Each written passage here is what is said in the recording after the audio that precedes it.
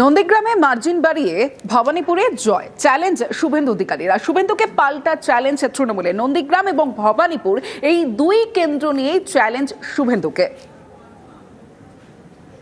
মাননীয় রাজ্য সভাপতি সিম্বল প্রদান করে গুরু দায়িত্ব দিয়েছে, নন্দীগ্রামে মার্জিন বাড়িয়ে ভবানীপুরে হারাতে হবে।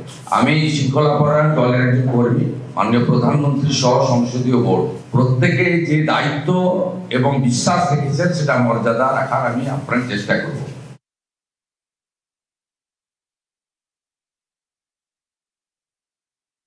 লিখে রেখে দিন, নন্দীগ্রাম দুটো ব্লকের মধ্যে নন্দীগ্রাম 1 এবার লিড বাড়াবে 10 থেকে 12,000 vote, if not more. Nandigram 1 থেকে তৃণমূলের পবিত্রবাবু লিড পাবেন, আর নন্দীগ্রাম 2 সেটা এবার বেশ খানিকটা লিড দিয়ে দেবে তৃণমূলকে, অন্তত 6 থেকে 8,000 লিড দিয়ে দেবে। ফলে নন্দীগ্রাম এবার তৃণমূল কংগ্রেস প্রার্থী পবিত্র কর জিততে চলেছেন। আর ভবানীপুর থেকে 50,000-এর বেশি ভোটে মমতা ব্যানার্জি জিতবেন। অ্যাকচুয়ালি শ্রমিকবাবুরা কিন্তু শুভেন্দুর উত্থান চান না, গ্যাস খাইয়ে ওকে দুখানায় বলি হতে পাঠিয়েছে। ওরা তো চান শুভেন্দু হারুক। এবার শুভেন্দুকে চিরতরে গঙ্গার জলে ফেলার প্ল্যান করেছে। পুলিশ প্রশাসনে শীর্ষস্তরের বদলের পর এবার ব্লক স্তরেও খোল নলছে বদল। কারণ 18 জেলার 83 বিডিওকে বদল করেছে কমিশনার। সবচেয়ে বেশি বদল পূর্ব মেদিনীপুরে।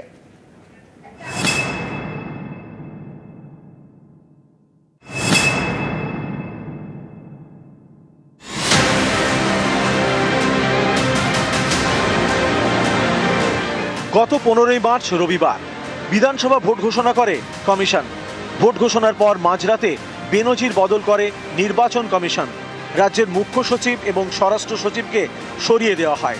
এরপর একের পর এক বদলি। এবার ব্লক স্তরের প্রশাসনে খোল নলছে বদল।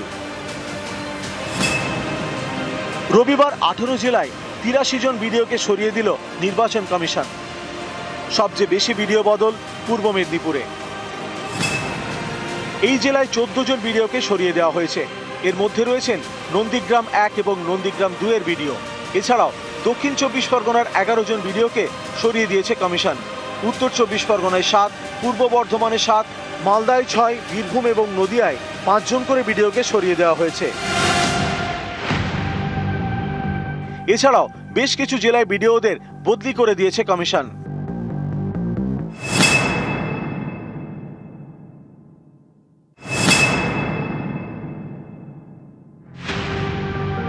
ভোট ঘোষণা হওয়ার পর থেকেই একের পর এক বদল। পুলিশ ও প্রশাসনের খোল নলচে বদলে দেয় নির্বাচন কমিশন। 15 মার্চ বিকেলে ভোট ঘোষণা। 15 মার্চ মাঝরাতে বেনজির বদল। মুখ্য সচিব ও স্বরাষ্ট্র সচিবকে বদলে দেয় কমিশন। 16 মার্চ আরও 3 গুরুত্বপূর্ণ পদে বদল। রাজ্য পুলিশের ডিজি, এডিজি আইন শৃঙ্খলা এবং কলকাতার পুলিশ কমিশনার। পরের দিন 17 মার্চ আবারও বদল।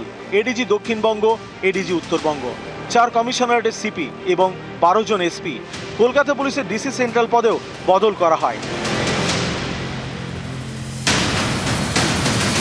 এরপর রাজ্যের 20 জেলার 73 জন রিটার্নিং অফিসারকে সরিয়ে দেয় নির্বাচন কমিশন। এবার ব্লক স্তরে বদল। 18 জেলার 83 জন বিডিও বদল। নির্বাচনের দিন ঘোষণার পর থেকেই প্রশাসনিক মহলের উচ্চ স্তরে বদলি বা রদবদল হয়েছিল। তবে এবার ব্লক স্তরে বদলি করল নির্বাচন কমিশন।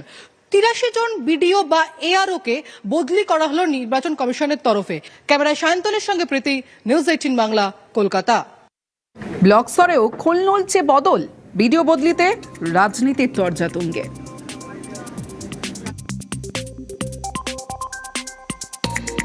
ঢালাও রদবদল করছেন, নজিরবিহীন।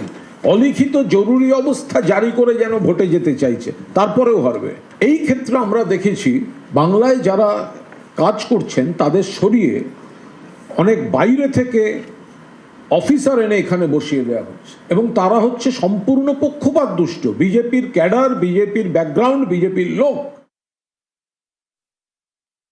এখন যা পরিস্থিতি আছে সব ভিডিওকেই প্রায় পরিবর্তন করার দরকার আছে। সমস্ত সরকারি কর্মচারীরা আজকে এই যে রিগিং, ভোট পরবর্তী হিংসা, পশ্চিমবাংলার দুর্নীতি এর সঙ্গে যুক্ত আছেন। অনেকের নামে কেস হয়েছে, সাসপেন্ড হয়েছেন। এই ধরনের অকম্য এবং দুর্নীতিগ্রস্ত অযোগ্য প্রশাসন নিয়ে স্বচ্ছ ভোট করার সমস্যা সম্ভব নয়, তাই এটা করতে বাধ্য হচ্ছে। অফিসার বদলিতে এবার তোপ তৃণমূলের, বেছে বেছে বিজেপি ঘনিষ্ঠদের পাঠানো হচ্ছে এমনটা তোপ তৃণমূলের। কারণ যাকে করা হয়েছে, অর্থাৎ উত্তর দিনাজপুরের জেলা শাসক যিনি, অর্থাৎ বিবেক কুমার, বিবেকের বাবা বিজেপির জোটসঙ্গী জেডিইউর এমএলএ, বিস্ফোরক অভিযোগের সরব তৃণমূল। জেলা শাসকের দায়িত্ব ঠিকভাবে পালন করছেন কিনা সেটা দেখা উচিত, পাল্টা জবাব বিজেপির।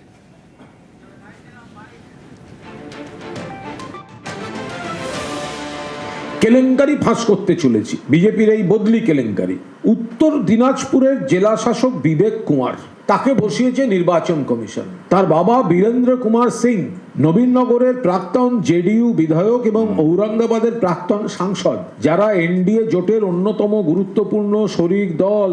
বিবেক কুমার উত্তর দিনাজপুরে ডিএম করে যাকে আনা হয়েছে, নিরপেক্ষতার দোহাই দিয়ে যাদেরকে নিয়োগ করছেন নির্বাচন কমিশন, তারা কেউ নিরপেক্ষ না, সব বিজেপির লোক। ইলেকশন কমিশনকে বলছে অবিলম্বে বিবেক কুমারকে সরাও। এই ডিএম নিরপেক্ষ নন। ইলেকশন কমিশনকে দিয়ে তাকে বসিয়ে উত্তর দিনাজপুরে ভোট ম্যানিপুলেট করার একটা চক্রান্ত হচ্ছে। এখানে যারা সরকারি কর্মচারী আছেন পশ্চিমবাংলায়, তারা বাবা মারা কি অন্য রাজ্যে থাকেন নাকি অন্য দেশে থাকেন? তাদের বাবা মারা এখানে আছেন এবং টিএমসির নেতা কর্মী আছেন, তো তার কর্মচারী অন্য জায়গায় হতে পারে, সে পার্টির নেতাও হতে পারে, সে সংবিধানের শপথ নিয়ে এখানে চাকরি করতে আসছে, সেটা পালন করছে কিনা দেখা উচিত।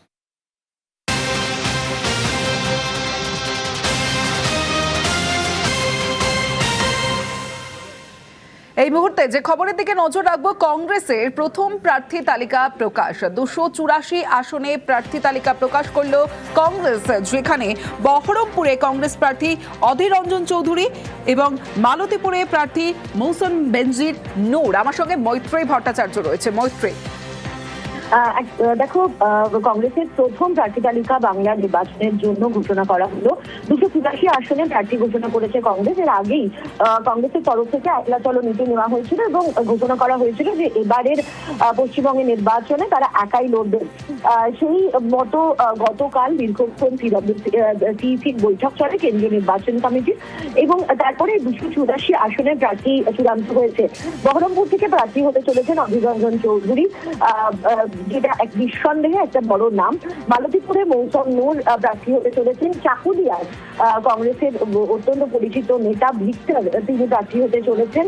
ভবানীপুরে দক্ষিণ কলকাতার পরিচিত কংগ্রেস নেতা প্রদীপ প্রসাদ, তিনি প্রার্থী হচ্ছেন। বালিগঞ্জ থেকে প্রার্থী হচ্ছেন রোহন মিত্র। রাসবিহারী থেকে আশুতোষ চ্যাটার্জি, মানিকতলা থেকে সুমন রায়চৌধুরী। 284 জনের যে প্রার্থী তালিকা রয়েছে তাতে মুসলিম প্রার্থীদের ওপর একটু বেশি জোর দেওয়া হয়েছে এবং সেই প্রার্থীর সংখ্যাও পার্সেন্টেজ ওয়াইজও কিন্তু যথেষ্টই গুরুত্ব পেয়েছে বলেই প্রার্থী তালিকা থেকে উঠে আসছে। বেশ।